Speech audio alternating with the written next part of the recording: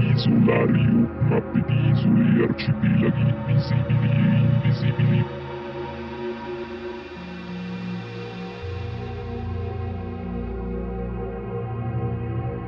Isolario, mappe di isole, arcipelaghi, visibili e invisibili.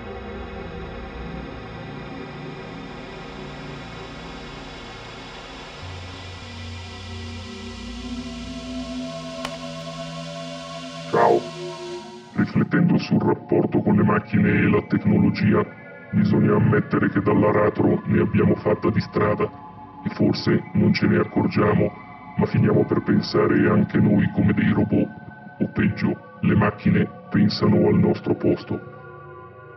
Non so se vi rendete conto in quale condizioni io vi sto parlando.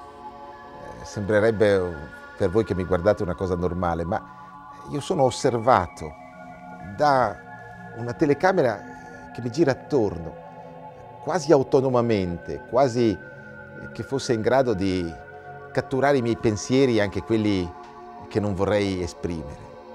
Ora, questa condizione, che qui è un po', come dire, giocata in questo momento di conversazione con il pubblico, è qualcosa che appartiene però alla nostra realtà. Quando dico che le macchine cominciano a pensare, voglio dire che le macchine che ci attorniano, le macchine che cominciano a rimpiazzare molte delle nostre attività, si pensi seriamente per esempio alla robotica, alla sua capacità di intervenire nel campo medico, ma anche nella quotidianità, presto o tardi. Queste macchine sempre più sono in grado di assumere la capacità di pensare al nostro posto.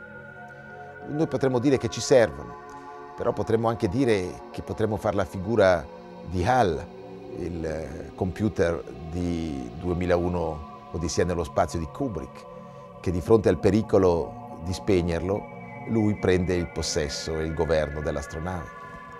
Allora, le macchine che pensano sono il futuro, certamente. Sono quella condizione per la quale noi stiamo entrando dopo aver attraversato le epoche in cui era importante la conferma del mio terreno, del mio territorio, della mia identità, alle epoche in cui erano i flussi tra gli uomini, tra le merci ad avere il sopravvento. Stiamo entrando lentamente, oltre la combinazione delle conoscenze e dei saperi, in quell'epoca che chiamerei delle ibridazioni. Abbiamo bisogno di macchine pensanti che comincino a ibridarsi, a interfacciarsi con noi. Saremo in grado di tenere testa a queste macchine? Questo il grande Heidegger diceva di fronte alla tecnica che sta diventando così centrale, diceva il problema non è tanto la tecnica, il problema è sapere se l'uomo sarà sul piano psicologico, antropologico in grado di governare, di rimanere un interlocutore almeno di quella tecnica, di quelle macchine che stanno per pensare come lui, forse a volte meglio di lui. La sfida è la sfida della stessa sopravvivenza di ciò che fino ad ora abbiamo chiamato uomo.